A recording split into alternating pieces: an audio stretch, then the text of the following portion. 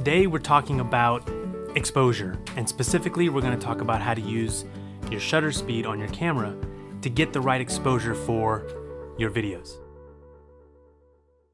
All the things we'll talk about in this video apply to any camera you're using, whether it's DSLR or any other camera that gives you manual control over your functioning of your camera.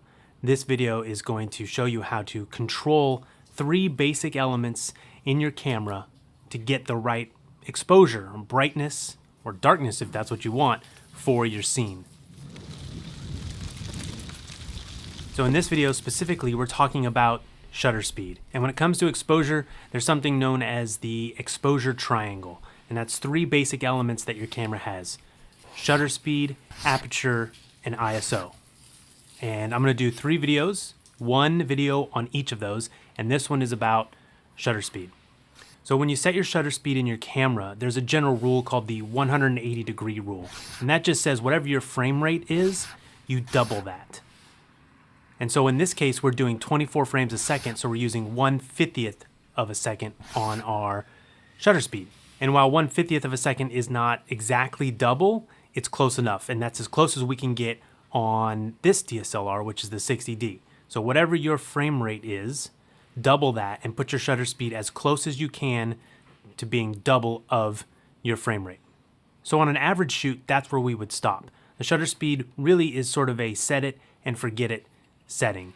And it can be a little limiting in DSLR video, but I'm going to show you how to break that rule as long as you know what you're doing.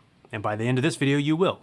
So what that setting is going to do, it's going to dictate the motion blur in our scene. And the 180-degree rule gives us the motion blur that you're used to seeing in film. And that's why it's used here in DSLR video, or most pros set up their camera that way. So if you're doing 30 frames a second, it would be 1/60th of a second. So as you watch these cars go by in this shot here, notice how in this shot, we've cranked the shutter speed up really high, and you can see the cars are going by. It's much more jagged because these shutters opening and closing much faster. Now this is a digital camera, it doesn't actually open and close, but that's what it's simulating.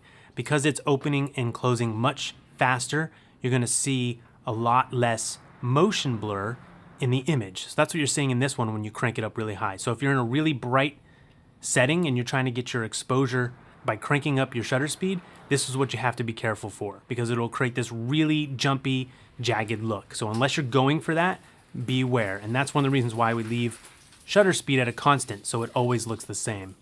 My suggestion is that you set it at the 180-degree rule, that's double your frame rate, and you leave it there for your entire shoot. And then you go to your other ways of adjusting exposure, which again are your aperture and your ISO, which you'll see in the aperture and ISO video, so check those out.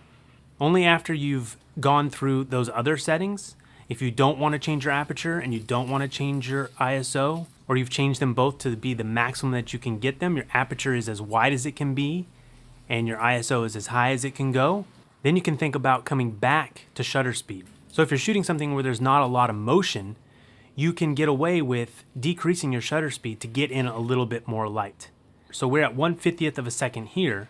When I go down to 1/40th or even 1/30th, on each of those steps we get more light into the camera, and that's more real light. It's not enhanced by the sensor like ISO will be. So if you are in a scene like we're recording right here where I'm just sitting here talking to the camera, this is okay. I can crank down my shutter speed, but you're not seeing much difference in the motion blur because I'm not doing a lot of moving.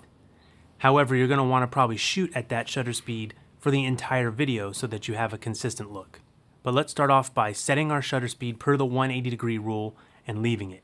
All right, if you like this video, hit subscribe and ask your questions in the comment, and we'll see you next time.